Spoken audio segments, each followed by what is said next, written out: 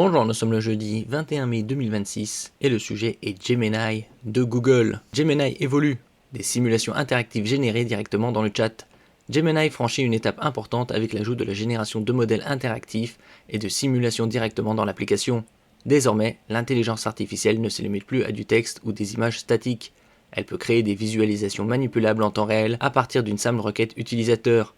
Cette évolution marque un basculement vers une approche plus visuelle de l'intelligence artificielle, où la compréhension passe autant par l'interaction que par la lecture. Donc une évolution majeure au niveau de l'intelligence artificielle qui voit son secteur inondé de centaines de milliards de dollars d'investissement à travers le monde. N'oubliez pas de vous abonner pour plus de news sur le monde de la high-tech ainsi que les bons plans, également sur mon Twitter et en description sous toutes mes vidéos. Vous pouvez les retrouver dans mes playlists et voir mes articles comme ici sur mon blog, tous les liens seront en description. N'oubliez pas de mettre un j'aime, un commentaire, de partager, de cliquer sur les liens en dessous de mes vidéos pour soutenir la chaîne. Des modèles 3D manipulables en temps réel. Concrètement, les utilisateurs peuvent demander à Gemini de montrer ou visualiser un concept et l'outil génère alors un modèle interactif.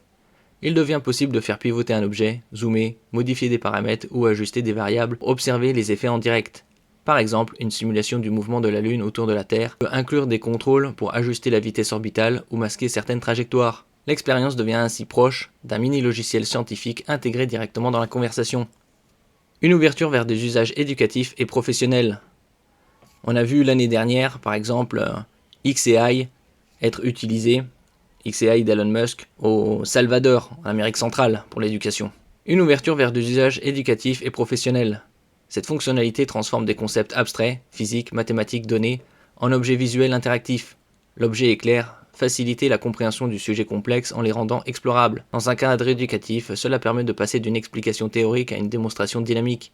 Dans un contexte professionnel, ces outils peuvent servir à modéliser des phénomènes, analyser des données ou illustrer des idées de manière plus concrète. Une fonctionnalité est encore encadrée. Pour accéder à ces simulations, il faut actuellement utiliser le modèle Pro dans l'application Gemini et activer l'option de visualisation après la réponse. Certaines limitations existent encore, notamment en termes de disponibilité selon les comptes ou les environnements, en raison du coût de calcul élevé nécessaire pour générer ces contenus interactifs en temps réel. Une concurrence directe sur le terrain multimodal. Avec cette mise à jour, Google renforce la dimension multimodale de Gemini et se positionne face aux autres acteurs du secteur comme OpenAI ou Anthropic, qui développent eux aussi des outils capables de produire graphiques, visualisations et contenus interactifs. L'enjeu dépasse la simple innovation technique, il s'agit de redéfinir l'interface même de l'intelligence artificielle, en la transformant en outil interactif capable de simuler, modéliser et expliquer visuellement. L'intégration de simulations interactives dans Gemini illustre une évolution majeure de l'intelligence artificielle grand public. En passant du texte à l'interaction visuelle, Google transforme son assistant en véritable outil de compréhension et d'exploration. Cette orientation confirme une tendance de fond. L'intelligence artificielle ne se contente plus de répondre, elle montre, simule et permet d'expérimenter directement les concepts. Merci pour votre écoute et à la prochaine.